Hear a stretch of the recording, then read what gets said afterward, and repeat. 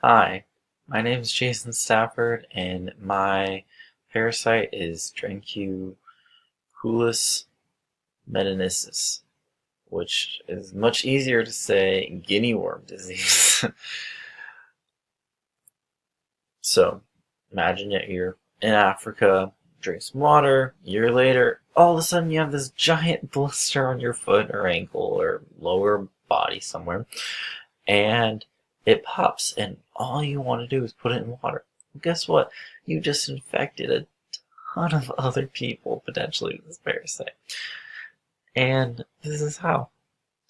Because the model for this infection is you drink some dirty water that has copepods in it, which are small flies, and in their intestines, or I guess in like their lower bodies, because they they will have the L3 version of the larvae, which is basically after it has molted twice.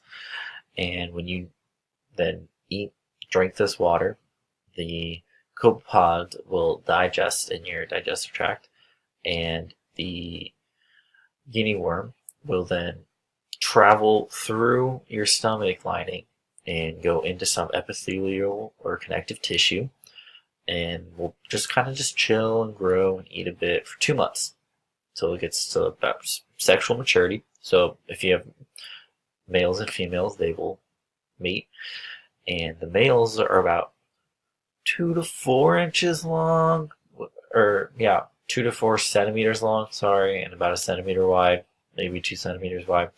And the females are also about 1 to 2 centimeters wide, but they're also 60 to 80 and sometimes all the way up to 100 centimeters long. And they're crazy. And they will travel that after mating. The main reason they're so long is just because of all of the eggs they have, which after mating will be embryos.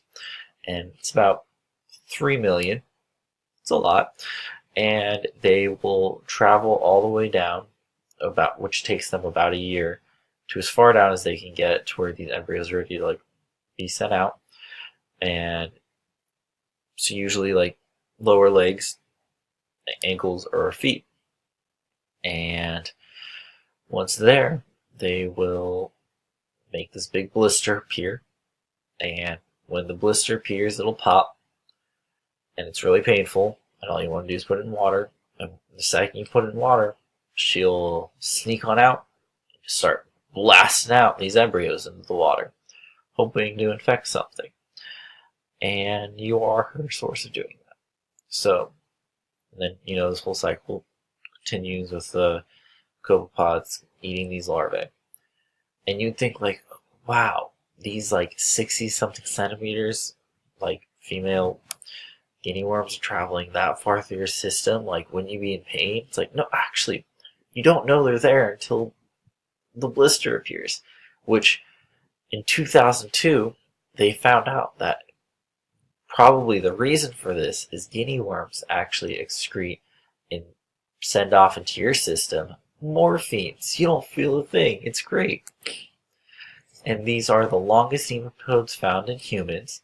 They are only in still freshwater sources, and they are a type of neglected tropical disease. Well, you get infected. But they're no longer being neglected because we are fighting it off. But the dangers of these is the fact of how long they are, and you can't just pull them out. You have to let them kind of come out by themselves and kind of yank them. Not yank, but kind of help pull. And the second they start putting up resistance, you have to just be okay. So usually people will wrap them around sticks to make sure they don't start pulling back in.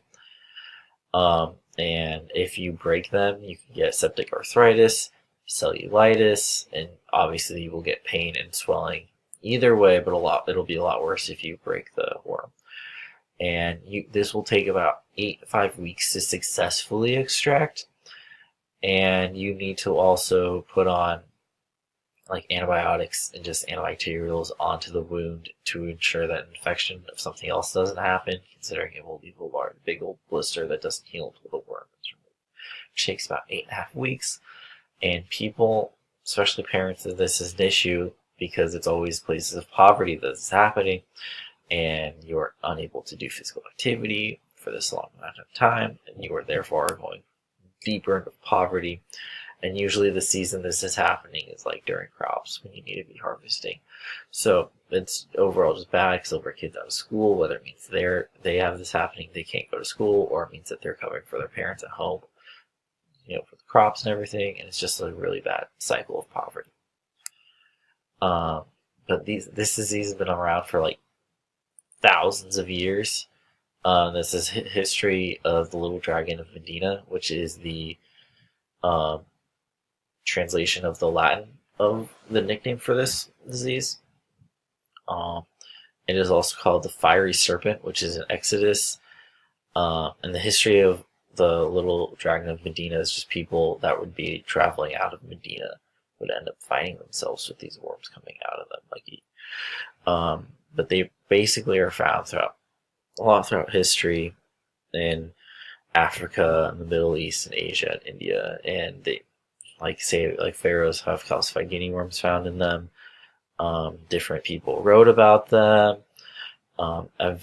Avicenna and Rhazes describe them in detail, and that you can see them on the right, and the dragon on the bottom left is the dragon of Medina, and the guy on the right, as you can see, he's holding the symbol for medicine that we still use today, which is actually thought to be from the guinea worm.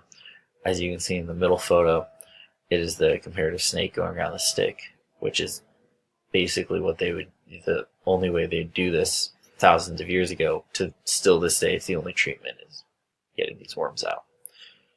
And it wasn't until 1870 when Alexej Pavlovich Fedchenko found an intermediate host, which was the flies that we found in water sources. But before then, they didn't know what the issue was. They were thinking it was possibly like rotting tissue, or just that was their main thing, but they just didn't know. But now, so in the 1980s, which wasn't even as bad as before, it was down to 20 countries, and now only, it says 3, but it's down to 4. It was last year it was 3 with human infection, and this year it's only actually been 2. It's only been Chad and Ethiopia.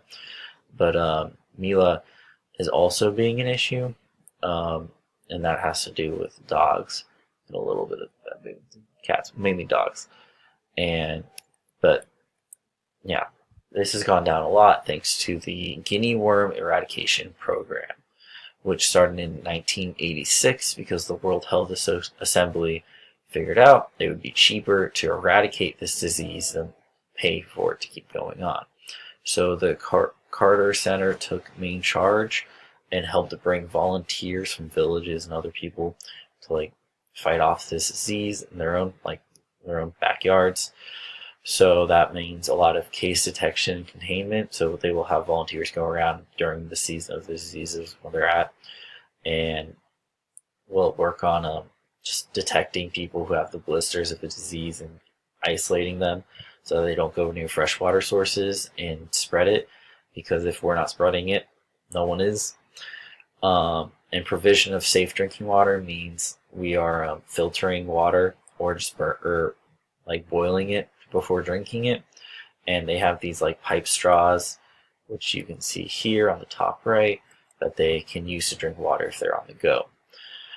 They also do larvicides of contaminated water sources, or places where they know there's the guinea worm in the water. They will use the safe amounts of larvicide for humans, but not for the larva, and kill it off. And a lot of health education, community mobilization. Like I said, community is a big part of this being successful. So this is from this year, and Mali and South Sudan have no human cases. Ethiopia only recently had some cases, and Chad is still having some issues. And the main reason Chad is having issues is because in 2012, when they were getting close to eradication, all of a sudden they had 21 infections in dogs. And then the next year they had 54, and then 113, 43, and it's just becoming a big issue. And these dogs, they think are from fish or other aquatic species that we are eating and just leaving the entrails out or burying the entrails, and that will now have the flies in them. So we're now telling people to burn the entrails of fish whenever they eat fish from the the Chari River. And we are also, if a dog is seen to have the blisters or a worm coming out, we are chaining them up, and we are actually offering, there's being rewards offered of $3 if it can be proven that you had your dog chained up when the blisters hadn't popped yet, and then all the way until the worm is completely removed. As well as you can get $45 if someone says you have the disease, and then they get $45 and you get $45, or if you're the one that says about yourself, you get 90. So it's just like different ways like this that they're trying to eradicate it and motivate people to end this disease once and for all. And it's been large steps, and it's actually looking like it's going to be the second ever eradicated disease, especially it's the first one without ever having a vaccine or any actual methods other than just good sanitation. So, thank you.